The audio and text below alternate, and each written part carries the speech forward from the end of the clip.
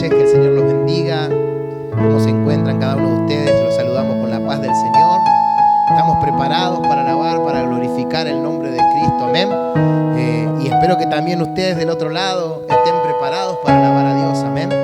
Dice la palabra de Dios que Él está donde nosotros le adoramos, donde nosotros buscamos de su presencia, Él ahí habita, amén.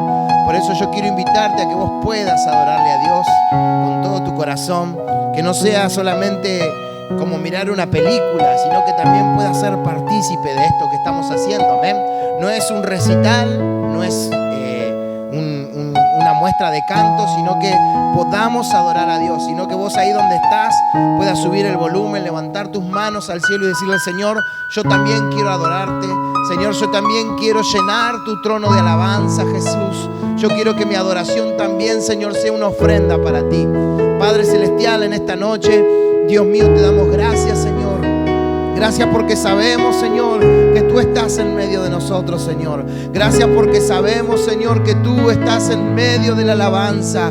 Gracias, Espíritu Santo, porque tú, Señor, preparaste este día, preparaste esta hora, Señor, para que podamos adorarte, Jesús. Tenemos un privilegio tan grande, Jesús, de poder exaltar tu nombre, de poder glorificarte, Señor.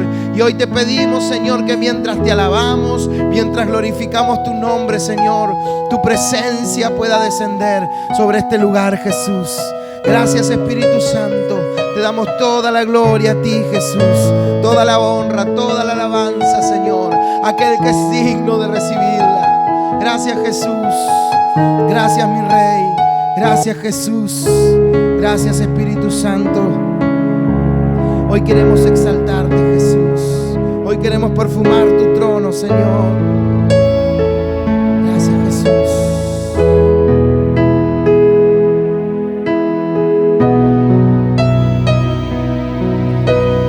Oh, perfecto, inigualable Dios, amor inexplicable, reino incomparable,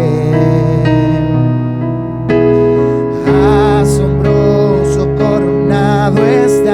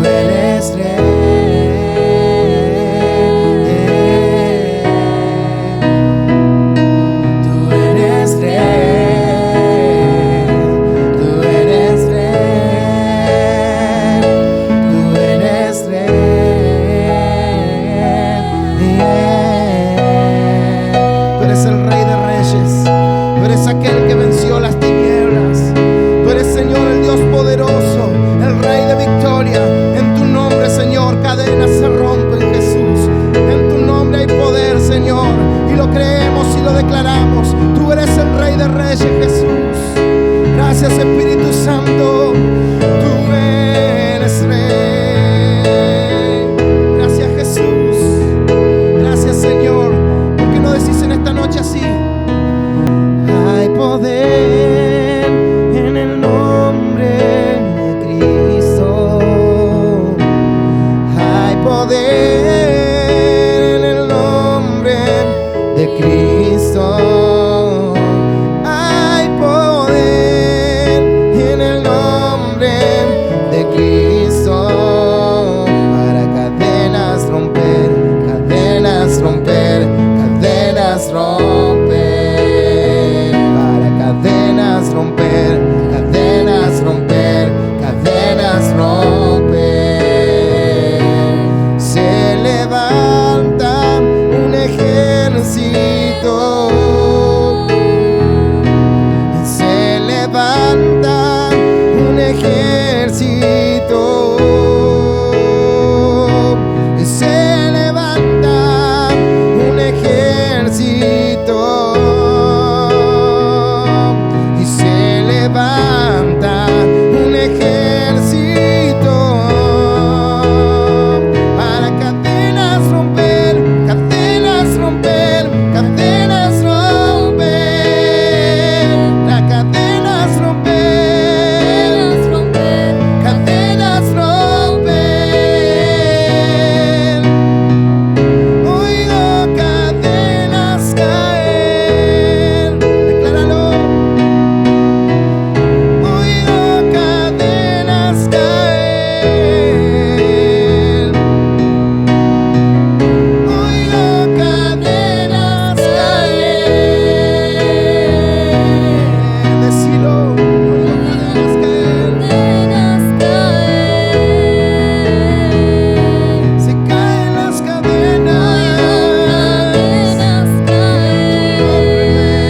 En tu nombre, Rey. Gracias, Jesús. Hay poder en el nombre de Cristo. Hay poder en el nombre de Cristo. Cadenas romper, cadenas romper, cadenas romper. Para cadenas romper, cadenas romper, cadenas romper. Gracias, Jesús. Hay poder en tu nombre, Señor. Lo declaramos, Jesús, y lo creemos. Gracias, Señor, porque tú nos das la libertad. Amén y amén. Gloria a tu nombre, Señor.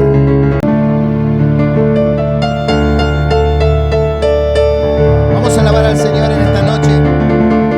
Ahí donde estás, corre los muebles, subí el volumen y empezá a alabar al Señor. Amén. Vamos a declarar que hay libertad.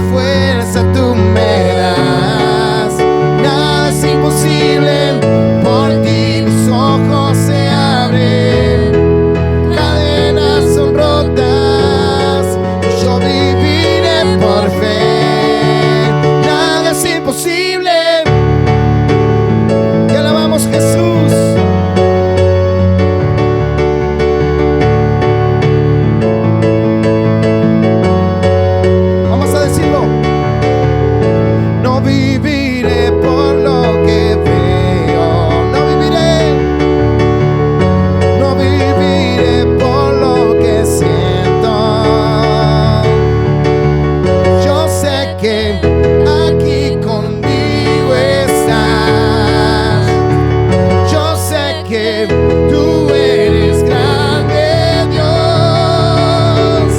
Por ti todo lo puedo, todo es posible, y la fuerza tú me das. Nada es imposible, por ti mis ojos se abren, cadenas son rotas, y yo viviré por fe. Nada es imposible.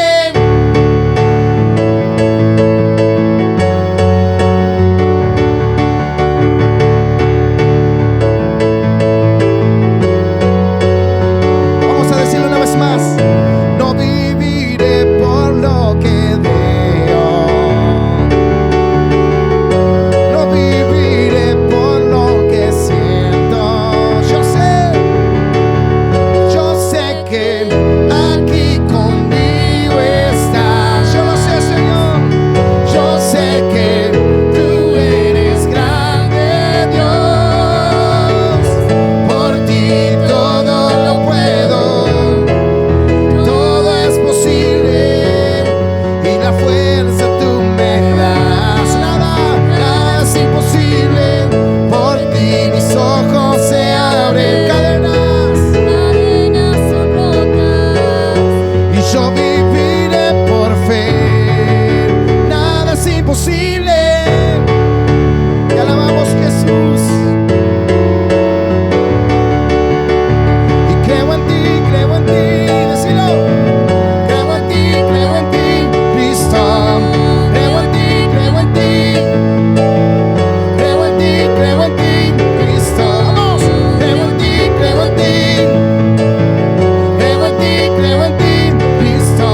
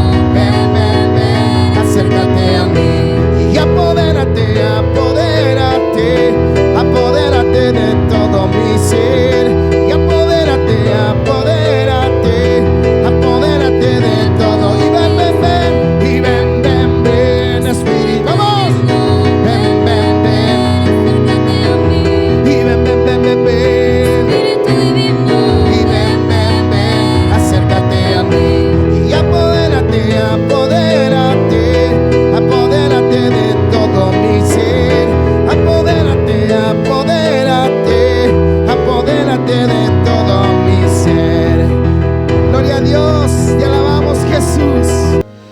Muy buenas noches, que Dios les bendiga.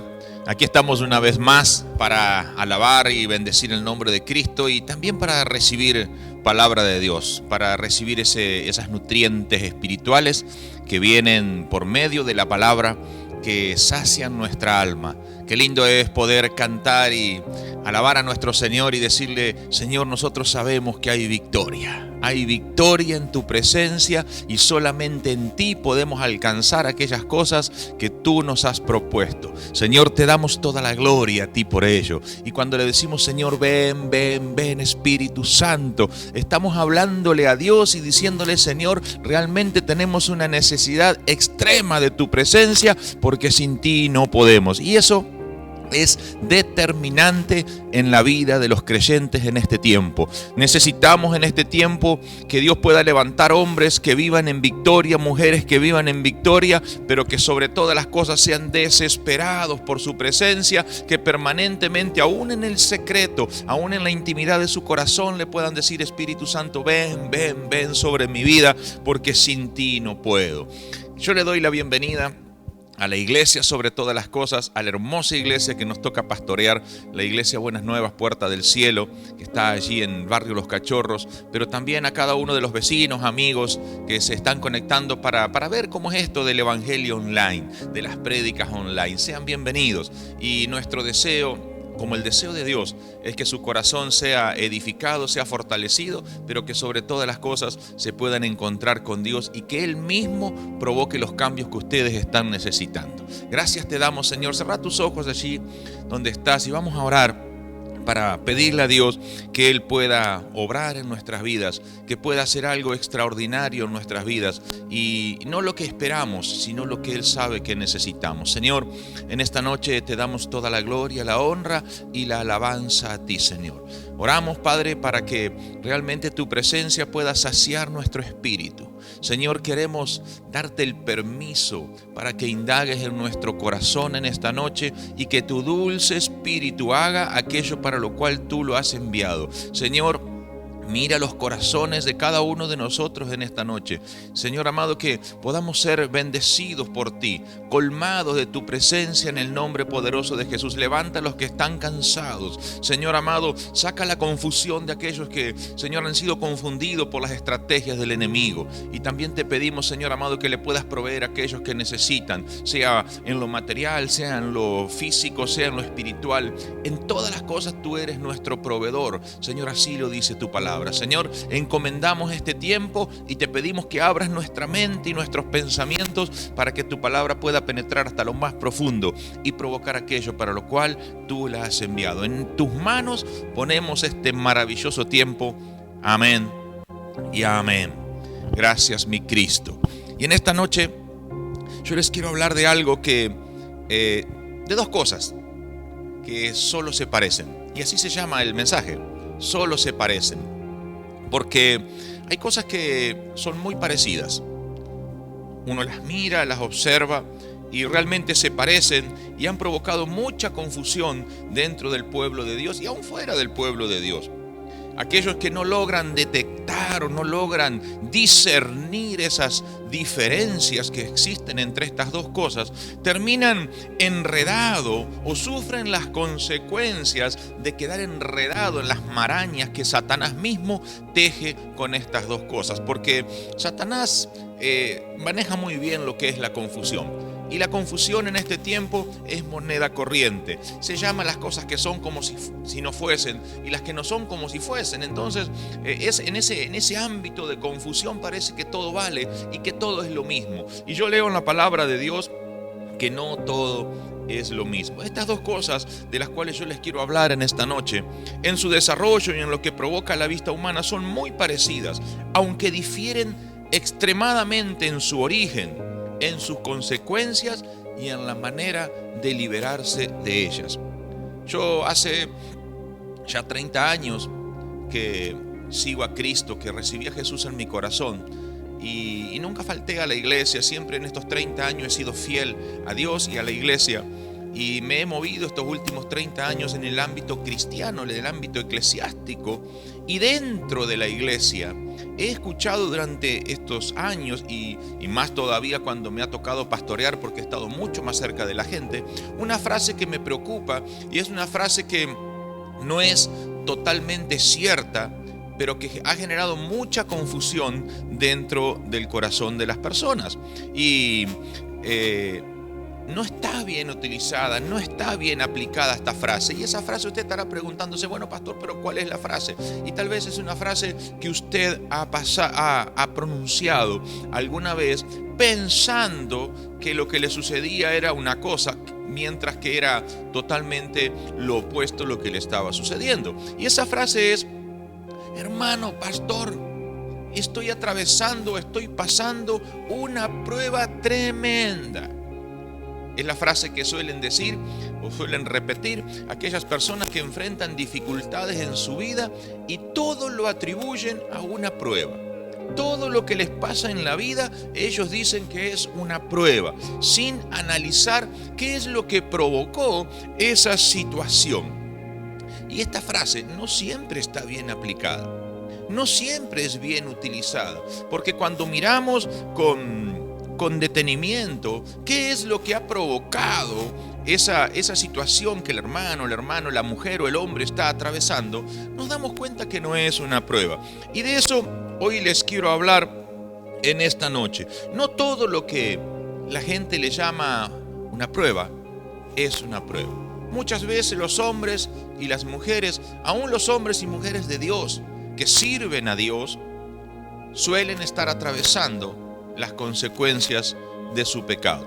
Muchas veces no logran reconocer o discernir esa diferencia, y eso hace que el dolor se perpetúe, que las consecuencias se perpetúen. Y de eso les quiero hablar en esta noche, para que a través de la palabra de Dios podamos tener herramientas para detectar y saber cómo llamar a las cosas, o llamar a las cosas por su nombre, y sobre todas las cosas poder utilizar las herramientas correctas para solucionar el problema o para salir del momento difícil que a veces atravesamos. Y para eso vamos a hablar o vamos a ver ejemplos bíblicos. Así que les voy a hablar en esta noche, parece lo mismo, pero no lo es. Y les voy a hablar de la prueba y de la consecuencia del pecado por otro lado. Parecen lo mismo, pero no lo es. Si tiene su Biblia, acompáñeme a leer allí en el segundo libro de Samuel, capítulo 12. Segundo libro de Samuel, capítulo 12. Allí encontramos la historia del rey David. En el versículo 14, David se había pecado con Betsabé, Betsabé se había quedado embarazada, David estaba recluido en su palacio, ya no tenía contacto casi con la sociedad, y un día llega Natán. Y Natán habla con David y descubre el corazón de David, y David confiesa su pecado, el pecado de adulterio, fornicación, de mentira y hasta homicidio. Así que así estaba David en ese momento. Y allí le dice Natán, segunda de Samuel capítulo 12, verso 14 al 18. Mas por cuanto con este asunto hiciste blasfemar a los enemigos de Jehová, el hijo que te ha nacido ciertamente morirá. Y Natán se volvió a su casa, y Jehová hirió al niño que la mujer de Urías había dado a David, y enfermó gravemente. Entonces David rogó a Dios por el niño, y ayunó David, y entró y pasó la noche acostado en tierra.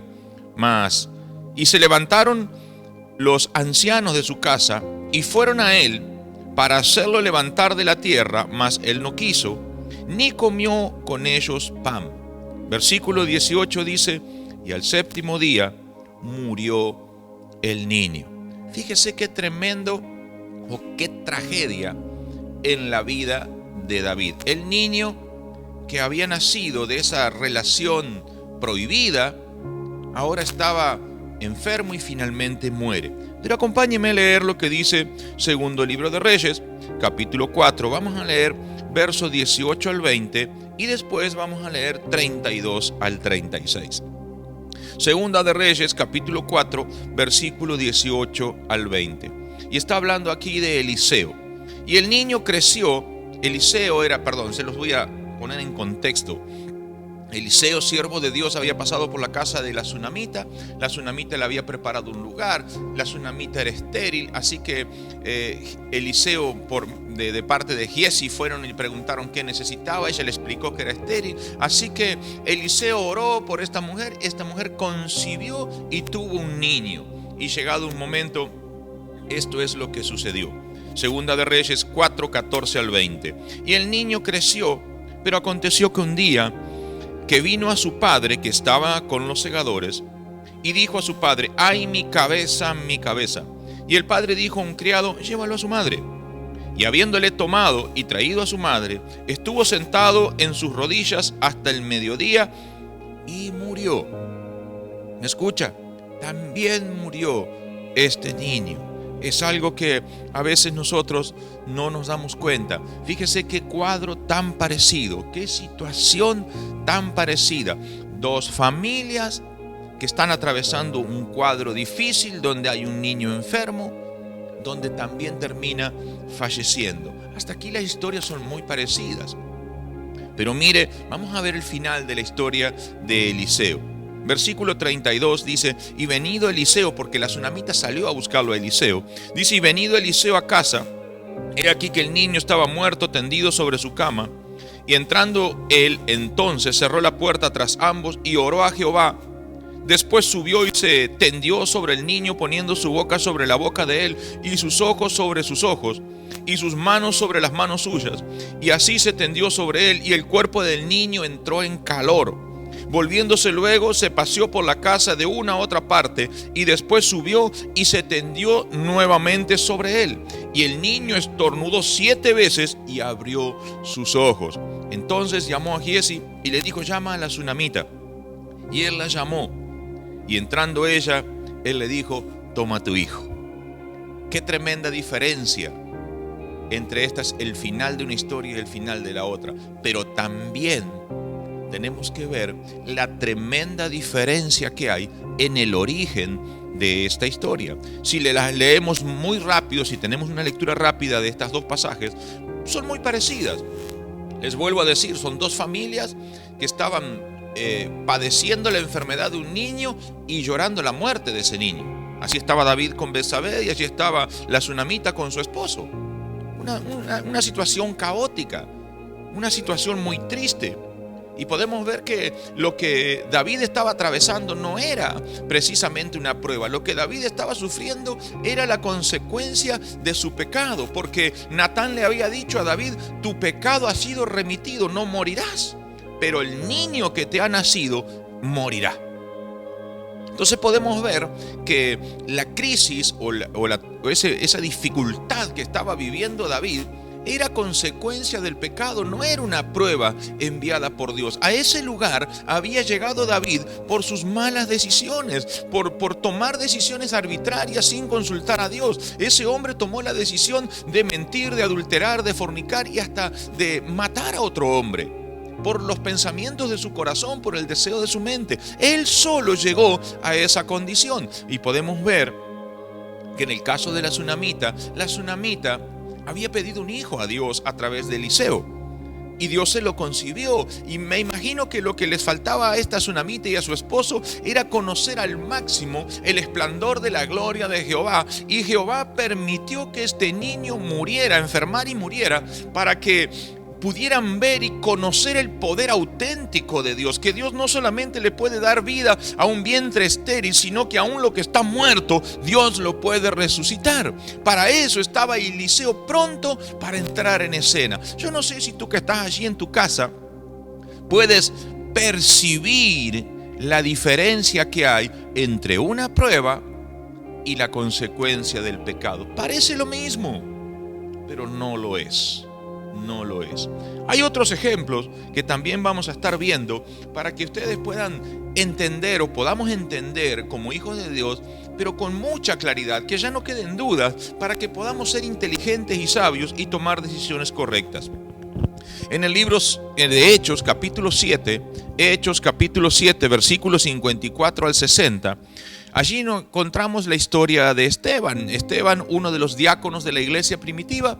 Este hombre lleno del Espíritu Santo, por supuesto, desafiaba aún a las autoridades predicando el Evangelio, no lo podían hacer callar. Él hablaba permanentemente de la gloria del reino, de la venida de Cristo y de la resurrección de los muertos para salvación del alma. Así que allí estaba Esteban. Y el pueblo enfurecido. Hechos capítulo 7, versículo 54 en adelante dice: oyendo estas cosas se enfurecían en sus corazones y crujían los dientes contra él.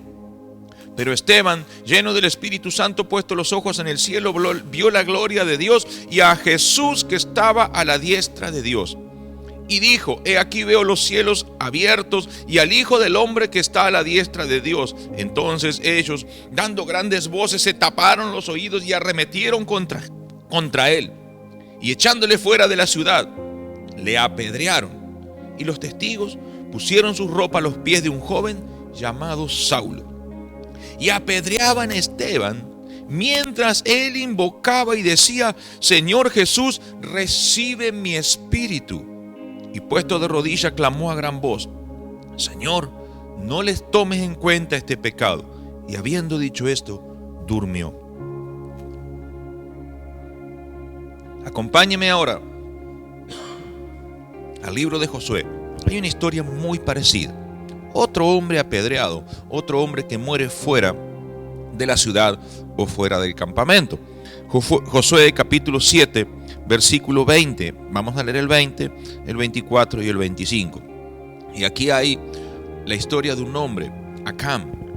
Acán había tomado un manto babilónico, un lingote de oro, y lo había escondido bajo sus enseres, cuando la orden estricta de Jehová era que del anatema no debían tomar nada, todo debía ser destruido y quemado. Y este hombre desobediente, ambicioso, materialista, engañó a Josué y pretendió engañar a Jehová. Pecó. Y dice la palabra de Dios en Josué 7:20: y Acán respondió a Josué diciendo: verdaderamente yo he pecado contra Jehová, el Dios de Israel, y así he hecho. Versículo 24 dice entonces Josué y todo Israel con él tomaron a Acán, hijo de Zera, y el dinero, y el manto, el lingote de oro, sus hijos, sus hijas, sus bueyes, sus asnos, sus ovejas, sus tiendas y todo cuanto tenía, y lo llevaron todo al valle de Acor. Y le dijo Josué: ¿por qué nos has turbado? Túrbete Jehová en este día. Y todos los israelitas lo apedrearon y los quemaron después de apedrearlo. Parecen muy similares. Dos hombres llevados fuera de la ciudad, yo me imagino, a empujones o arrastrados de los pelos bajo una lluvia de insultos. Pero hermanos, la causa de que esto le ocurriera a Esteban es que predicaba el Evangelio. Jehová de los ejércitos estaba permitiendo que esto sucediera, transformando a Esteban en uno de los primeros mártires del Nuevo Testamento. Hermanos, tenemos que ver que lo que le sucedió a Esteban no es consecuencia del pecado, no se puede comparar con lo que le había sucedido a Acán. Las historias son muy parecidas, pero el origen, el motivo de que este hombre fuera apedreado es su santidad, es su vocación de servicio, es su ministerio. Ahora, cuando leemos la historia de Acán, podemos ver que el origen de haber muerto apedreado, la causa de haber muerto apedreado, es el pecado, su ambición desmedida, la mentira, el ser un hipócrita, porque el hombre andaba en medio del campamento como si nada hubiese pasado. Y también el final es muy distinto. Acán terminó, como dice Josué, turbado, confundido, angustiado, lejos no solamente del pueblo, abandonado por el pueblo, sino lejos de Dios. Sin embargo, Esteban, en su prueba, la atravesó en paz y puesto los ojos en el cielo, vio a Jesucristo sentado a la diestra de Dios y encomendó su espíritu al fiel Creador. Hermano, parece lo mismo, pero no es lo mismo. Yo le pido a Dios que Dios abra tu mente y tu corazón en esta noche para que puedas entender y puedas empezar a razonar qué es lo que te está sucediendo para que puedas salir de esa situación tan fea e incómoda que muchas veces nos toca pasar. Podemos ver que existen existe una gran diferencia entre la prueba y la consecuencia del pecado, aun cuando suelen confundirse. La consecuencia del pecado o lo que el pecado provoca, allí entra el hombre solo por su mala decisión, llena el corazón de amargura y te distancia de Dios, genera confusión, casi siempre conduce a la hipocresía, debido a que las personas tienden a disimular o a encubrir el pecado. La persona que está en pecado no quiere ser descubierta, y ustedes saben que para tapar un pecado hace falta un pecado mayor, y eso se va acelerando cada día que va pasando, y cada día te vas distanciando más de Dios. Provoca una indiferencia hacia las cosas espirituales, trae mucha amargura espiritual y un gran dolor. Imagínense cuando Acán vio que no solamente él iba a ser apedreado, sino sus hijos, sus mujeres, sus hijas. ¿Sabe qué dolor? ¿Sabe cómo habrá dicho: Señor, ¿por qué lo traje? No pude yo haber causado todo esto. Muchos hombres y mujeres hoy están así. No pueden entender por qué sus hijos están pasando lo que están pasando, y la conducta o las malas decisiones que ellos tuvieron a lo largo de la vida son la causa de lo que hoy su familia está atravesando. Muchos dicen: sí, pero Dios se olvidó. No, Dios no se olvidó de ti. No, Dios no se olvidó de nadie. Dios tiene en memoria todas las cosas, y justamente por eso es que suceden las cosas, porque Dios es justo. Ahora, muy bien, mientras la consecuencia del pecado produce todas estas cosas, la prueba enviada por Dios o permitida por Dios es para que la gloria de Dios brille en nosotros. Cuando la prueba llega a nuestra vida, el hombre o la mujer que atraviesa una prueba la pasa en paz. La pasa en paz. O sea, porque Dios nos llena de esperanza, sabiendo que Dios cumplirá su palabra en nosotros. El corazón duele, por supuesto que duele, pero nos fortalecemos en Jehová cada día, cada mañana.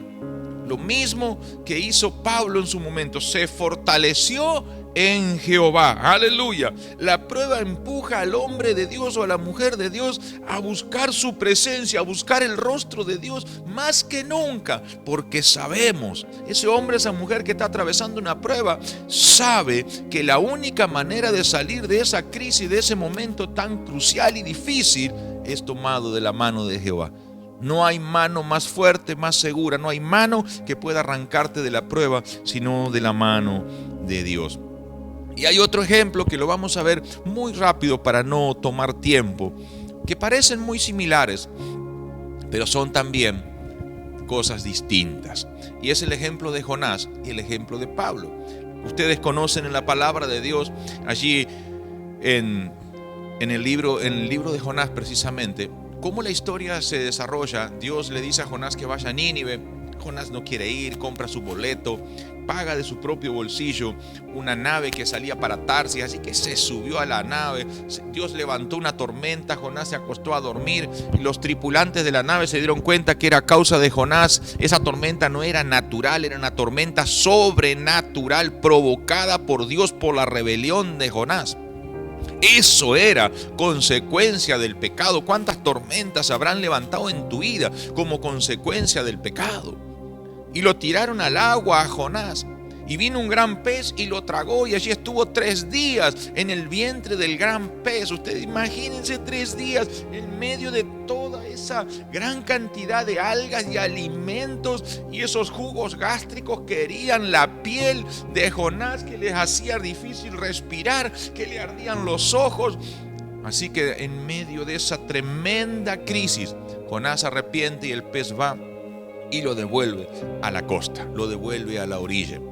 Una situación difícil, pero provocada por la rebeldía y la desobediencia de un hombre que había recibido una orden de parte de Dios. Una historia muy parecida la encontramos en el libro de Hechos capítulo 9. Allí Pablo es puesto arriba de una nave porque él había apelado al César, y Dios le dijo: es necesario que comparezcas en Roma ante el César. Así que allí estaba Pablo cumpliendo la voluntad de Dios en una nave a Roma en pleno invierno, y esa nave de repente se encuentra con los vientos característicos de Italia, de esa zona del mar, y la nave entra en una crisis y todos los tripulantes, la Biblia dice que el viento les era contrario, llevaban como 40 días sin comer, y el Espíritu de Dios se le aparece a Pablo y le dice: Pablo, tranquilo, solamente van a perder la nave, ninguno de los que te acompaña va a perecer, así que coman porque están en ayuno hace mucho tiempo. Y el Espíritu de Dios fortaleció a Pablo, y los hombres que estaban con él también se fortalecieron porque Dios le había hablado a Pablo. Pablo estaba en medio de una tormenta, pero una tormenta permitida o provocada por Dios para mostrar su gloria. Tal cual como Dios le dijo, perdieron la nave encalló y naufragó. Pablo llegó a la isla, y allí, cuando llegaron a la isla, buscaban unas ramas para encender fuego y calentarse porque era invierno, y dice que mete las manos en medio de una rama y una serpiente le muerde la mano. Y todos los que estaban allí esperaban ver a Pablo hincharse y morir a causa de esta mordedura. Dice: mas él se sacudió la mano y nada le sucedió. Y le adoraban a Pablo. Lo adoraban. Fíjense que en medio de una tormenta a Jonás lo echaron al agua porque era la causa de la tormenta. Y en medio de una tormenta el barco naufraga. El de Jonás ni siquiera naufragó, pero en el medio de una tormenta también el barco donde está Pablo naufraga, y lo quieren adorar a Pablo porque vieron la gloria de Dios sobre ese hombre. Dios no permitía que la naturaleza le tocara. Son cosas muy parecidas, pero Jonás experimentó la consecuencia del pecado, y Pablo estaba atravesando con mucha paz la prueba que Dios le había enviado para mostrar la gloria de Dios. Aquí podemos ver cómo de esas situaciones, cómo podemos detener el proceso de la consecuencia del pecado a través del arrepentimiento. No hay otra puerta, no hay otro botón que el hombre o la mujer que está atravesando la consecuencia del pecado pueda abrir o pueda tocar. No hay otra manera que podamos detener ese proceso de deterioro, de ruina, de dolor, solamente a través del arrepentimiento y de la pedida de perdón. Si alguien no se arrepiente y no pide perdón, no hay manera de poder seguir adelante. Yo quiero mostrarles otro ejemplo, y lo vamos a ver muy rápido. Allí, este es muy claro, en Juan capítulo 9, versículo 1 al 3. Juan capítulo 9, versículo 1 al 3. Dice la palabra de Dios: y pasando Jesús vio un hombre ciego desde su nacimiento, y preguntándole a sus discípulos, diciendo: Rabí, ¿quién pecó, este o sus padres, para que naciese ciego? Respondiendo Jesús: ni este pecó ni sus padres, mas para que las obras de Dios se manifiesten en él. ¿Se da cuenta? Este hombre estaba enfermo simplemente por propósito de Dios, para que la gloria de Dios se manifiesten en él. Hay cosas que tú no entiendes en tu vida, hay cosas que tú no entiendes en tu familia, pero la Biblia, la preciosa palabra de Dios, este libro que muchas veces ha sido dejado de lado, que muchas veces lo queremos torcer y corregir, dice la palabra de Dios que los que aman a Dios, todas las cosas ayudan a bien. Y tal vez hay cosas que están sucediendo en tu vida que Dios quiere que ayuden para bien, que te edificarían, pero a veces el desinterés por las cosas de Dios, no lo amas lo suficiente, entonces no ayudan para bien. Hermano, hay cosas que tienes que razonar y volver a la palabra de Dios para poder comprender qué es lo que está sucediendo en tu vida. Este hombre había nacido ciego y no había una causa para ese pecado. Esa causa estaba escondida en el corazón de Dios y había que descubrirla. Amén. Pero también hay otra historia que habla de el paralítico de Betesda. Este hombre llevaba 38 años paralizado, postrado a la orilla del estanque, esperando que alguien lo introdujera en el agua cuando el ángel de Jehová venía y le agitaba cada tanto. Y nadie le ayudaba, estaba solo. 38 años, hasta que se presentó Jesús, habló con él, le sanó. Y ese hombre se levantó y por primera vez en 38 años pudo apoyarse sobre sus pies y caminar. Pero mire lo que dice la palabra de Dios. Mire lo que dice. Podemos ver que este hombre claramente estaba sufriendo como consecuencia del pecado. En Juan capítulo 5, versículo 14, Juan 5, 14, dice la palabra de Dios: después le halló Jesús en el templo y le dijo: mira, has sido sanado. No peques más para que no te venga algo peor. Este hombre estuvo 38 años postrado en ese lugar como consecuencia del pecado, porque Dios le dijo: no peques más para que no te venga algo peor. Vas a volver si vuelves a pecar, vas a volver a estar en la misma condición y aún peor. ¿Se da cuenta? Jesús le dice a su discípulo: no pecó nadie, no hay pecado aquí. Esto que está sucediendo es para que la gloria de Dios se manifieste. Y en el paralítico de Betesda le dice: no peques más. Está hablando, tú estás viviendo esto como consecuencia del pecado. Y hoy yo te pregunto, el dolor, la angustia, el padecimiento que hay en tu vida, en tu casa y en tu entorno, ¿qué es lo que lo está causando? ¿Qué es lo que lo estás causando? Ahora a veces nosotros no podemos entender qué es lo que sucede alrededor de nuestra vida. Los hijos de Dios debemos aprender a identificar qué es lo que sucede alrededor de nuestra vida, qué es lo que sucede en nuestro corazón. Porque si nosotros no sabemos identificar correctamente estas dos cosas que yo le estoy hablando, la prueba y la consecuencia del pecado, no podremos administrar la medicina correcta, no podremos tomar la decisión correcta para salir de esa encrucijada, porque la salida no es la misma.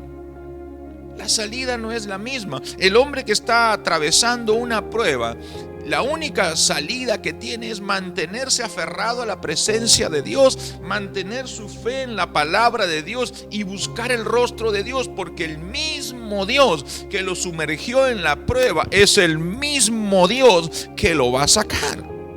Pero el hombre o la mujer que por causa de su pecado se introdujo en las consecuencias del pecado, en el dolor, en el sufrimiento, en el padecimiento, y allí está turbado, confundido, angustiado. Hermano, ese hombre, esa mujer, si no logra identificar que lo que le está sucediendo es consecuencia del pecado y encima le atribuye a Dios lo que le está sucediendo, hermano, ese hombre no va a salir. La única salida que tiene ese hombre, la única oportunidad que tiene de salir ese hombre o esa mujer es tener la actitud que tuvo el hijo pródigo. Ese hijo pródigo llegó a estar en el chiquero después de haber tenido todo, llegó a estar en el chiquero, pero estando ahí volvió en sí, reflexionó y dijo: voy a salir de este lugar, voy a pedir perdón. Hermano, es la única oportunidad, el arrepentimiento y el pedido de perdón, lo que te va a sacar de esa situación tan traumática que conlleva una vida en medio de las consecuencias del pecado. Yo no sé si tú puedes entender lo que yo te estoy hablando, pero si logras entender esto, seguramente el Espíritu Santo te va a estar hablando. A veces nosotros no podemos entender que Dios está con nosotros. La palabra de Dios dice allí en Isaías, y esto tienes que tomarlo. Aleluya, porque Dios siempre está para socorrernos. En Isaías 43, 1 al 2. Ahora, así dice Jehová, creador tuyo, oh Jacob, y formador tuyo, oh Israel: no temas, porque yo te redimí, yo te puse nombre, mío eres tú. Y cuando pases por las aguas, yo estaré contigo, y si por los ríos, no te anegarán. Y cuando pases por el fuego, no te quemarás, ni la llama arderá en ti. ¿Qué está diciendo Dios? Dios estaba advirtiendo al pueblo que las pruebas iban a venir, pero no hay manera de que no salgamos victoriosos mientras nos mantengamos apegados a Dios. Dios está garantizando que el hombre o la mujer que atraviese las aguas, Dios lo iba a poner en alto de manera que las aguas no lo anegaran. Y aquellos hombres que pasaran por el horno de fuego, como Sadrach, Mesach y su amigo, no sean envueltos y devorados por las llamas, sino que el mismo como estaría con ellos para que la llama no arda. Hermano, tenemos que aprender a resolver estas situaciones tal y cual como la palabra de Dios lo dice. Es necesario que aprendamos. No puede ser que le estemos diciendo o creyendo que lo que nos pasa a nosotros es una prueba. Y hay algo muy, muy cotidiano. Y yo no quiero con esto que usted crea que simplemente les voy a hablar de dinero. Pero es muy frecuente, los líderes también lo saben, es muy frecuente que vengan y digan: pastor, hermano, líder, sabe que estoy pasando una gran prueba. En casa no hay dinero, me quedé sin trabajo, el dinero no alcanza, estoy tapado de deudas, yo no sé qué es lo que pasa. Y ponen cara de angustia porque realmente están angustiados. Y uno, en el afán de ayudar, les hace la pregunta de rigor: hermano, hermana, ¿usted está cumpliendo con los compromisos con Dios? Usted está trayendo sus diezmos al alfolí como ordena la palabra. Y te dicen: no, pastor, no puedo, no me alcanza. Y ahí es donde muchos se enojan y pegan un portazo cuando uno le dice: es imposible, hermano, que usted no esté viviendo la situación que está viviendo, porque lo que usted está viviendo no es una prueba, sino la consecuencia del pecado. Porque la palabra de Dios dice que aquel que no está diezmando le está robando a Dios. Dios ya no puede poner el cerco de protección. La persona que no diezma financieramente está absolutamente expuesta a los embates del enemigo. Pero cuando una persona cumple lo que la palabra de Dios dice, aun cuando sea del Antiguo Testamento, no importa, es del Antiguo Testamento, sí, algunos se aferran a eso. Pero hermano, déjeme decir que cuando algunos dicen: no, pastor, pero eso es del Antiguo Testamento, no queriendo traer su diezmo, ¿sí?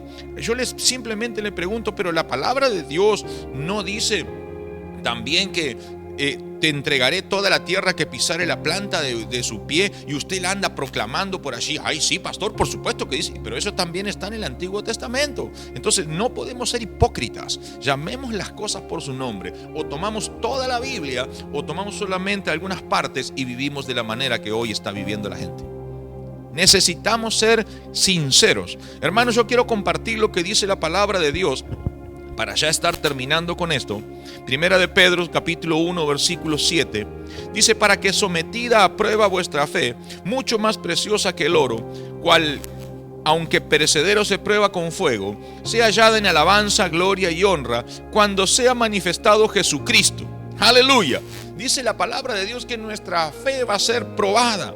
Va a ser probada. La Biblia nos advierte vez tras vez tras vez que vamos a ser probados. Pero dice también que Dios nos va a fortalecer para que nuestra fe sea manifestada cuando venga Jesucristo. Y en primera de Pedro 4, 12 al 13 dice: hermano, no os sorprendáis del fuego de prueba que os ha sobrevenido, como si alguna cosa extraña os aconteciese, sino gozaos cuando seáis participantes de los padecimientos de Cristo, para que también en la revelación de su gloria os gocéis con alegría con él. Hermano, tenemos que aprender. La palabra de Dios habla de la prueba. Es imposible que no vengan las pruebas, porque Dios nos está calibrando a través de la prueba. La prueba es para edificar, para levantar, para sostener, para mostrar la gloria de Dios. En cambio, la consecuencia del pecado es para destrucción, para ruina y para muerte. Aleluya. Allí podemos ver que también en el libro de Juan, capítulo 6, versículo 33, Jesús le dice a sus discípulos: muchachos, miren que todas estas cosas yo les he hablado para que en mí tengan paz. En el mundo van a tener aflicción, pero confiad, yo he vencido al mundo. Van a venir un montón de cosas sobre sus vidas, pero tengan paz, yo ya vencí. Ese debe ser el espíritu del hombre y de la mujer que está atravesando una prueba. La paz.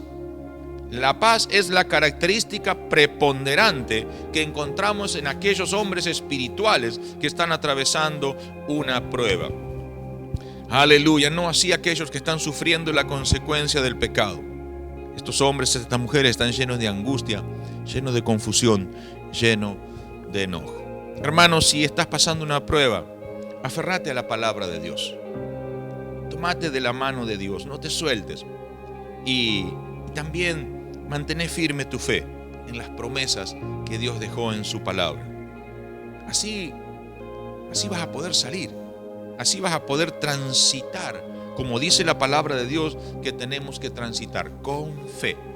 Ahora, si logras reconocer que lo que te está sucediendo en tu vida, o en tu entorno, o en tu familia, es consecuencia del pecado, este es el tiempo en el cual Dios te está permitiendo entrar en ese proceso de arrepentimiento para que puedas confesar tu pecado, arrepentirte y pedirle perdón a Dios. Es tiempo de tomar el ejemplo del hijo pródigo. Debes arrepentirte, debes pedir perdón.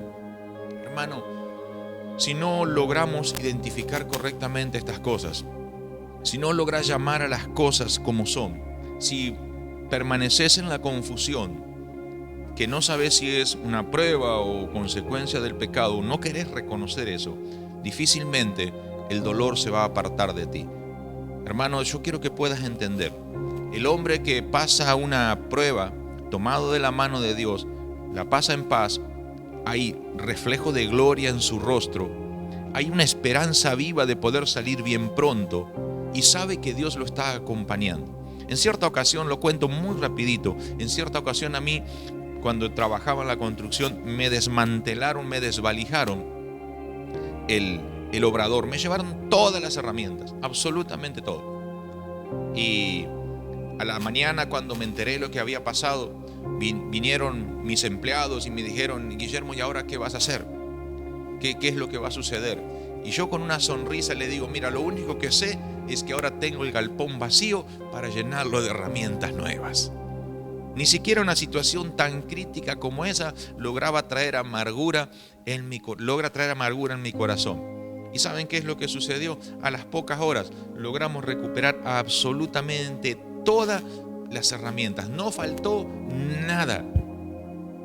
Pero creo que se debe a que pasé una prueba. Pude mostrar la gloria de Dios a la gente teniendo esperanza en que Dios proveería de una manera sobrenatural aquellas cosas que me habían sido arrebatadas. Y yo puedo entender en este tiempo que Dios no quiere que tú vivas como estás viviendo. Porque tal vez está diciendo: no, pero Dios me metió. No, Dios no te metió en esa situación tan difícil, porque Dios no quiere la muerte del que muere. En Ezequiel capítulo 18, versículo 23, dice la palabra de Dios: ¿quiero yo la muerte del impío? Dice Jehová. ¿No vivirá si se apartare de sus malos caminos? Hermano, Dios no quiere la muerte del impío.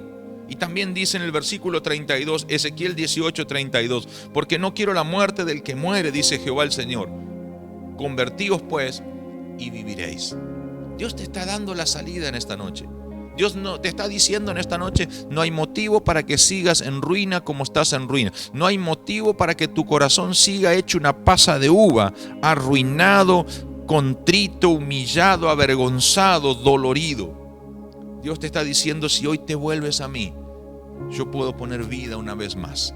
Allí donde estás, cerrá tus ojos, levanta tus manos y decirle: Señor, yo soy uno o soy una de las que estaba confundida y estaba llamando prueba a lo que realmente es consecuencia del pecado en mi vida. Señor, yo reconozco que estuve caminando lejos de ti y hoy te pido perdón. Y me arrepiento, Señor, de no buscar, de no indagar en tu palabra, de no ir a tu presencia. Señor, aún estaba queriendo resolver con mis fuerzas, Señor amado, lo que debí ir a buscarte a ti para que lo resuelva. Yo te pido perdón en esta noche y te ruego que hagas algo sobrenatural en mi vida. Pero si tú en esta noche reconoces y te das cuenta que simplemente es una prueba, dile: Señor, yo necesito en este tiempo que aumentes mi fe. Señor, dame la fuerza que necesito para asirme con toda mi fuerza a tus manos, porque entiendo y reconozco que solamente podré salir de esta situación tomado de tu mano y caminando en fe, mirando al invisible, mirando al omnipotente, poniendo mis ojos en el autor y consumador de la fe. Aleluya. Señor, gracias te damos porque podemos confiar en ti. Ahora, amados, nadie podrá salir de la consecuencia del pecado si antes no reconoce a Jesús como Salvador de su vida. Así que si tú estás escuchando esto por primera vez o has estado caminando lejos de Dios, allí donde estás, ¿por qué no le invitas a Jesús a entrar en tu corazón y le dices: Señor, yo reconozco que he pecado, pero sobre todas las cosas yo necesito ser salvo y por eso quiero recibirte en mi corazón. Te pido que en esta noche me limpies con tu sangre. Yo reconozco que tu sangre tiene el poder para limpiarme de todo pecado. Señor, yo te invito a que entres en mi corazón. Quiero que seas mi Señor. Escribe mi nombre en el libro de la vida. Y ayúdame, Señor, a salir de esta situación tan traumática que estoy viviendo y que hacia donde acarrea a mi familia. Espíritu Santo, entra en mi corazón y haz de él tu templo. Gracias, Señor, te doy en el nombre poderoso de Jesús. Amigo, amiga, vecino, hermano, si tú has hecho esta oración reconciliándote con Dios, yo te felicito y te bendigo en el nombre de nuestro Señor Jesucristo. Allí, al pie de la pantalla, va a aparecer un link donde quisiéramos que puedas dejar todos tus datos para ponernos en contacto contigo. Así que, gracias. Gracias por compartir este tiempo. Gracias por escuchar la palabra de Dios. Y gracias a Dios que envía esta palabra para sacarnos del error. Parece lo mismo, pero no es. Prepara tu corazón para adorar al Rey de Reyes. Y mientras adoramos, deja que Dios complete la obra que empezó cuando arrancó el culto. Que Dios te bendiga. Llévame, Señor Jesús. Ya no quiero ser igual.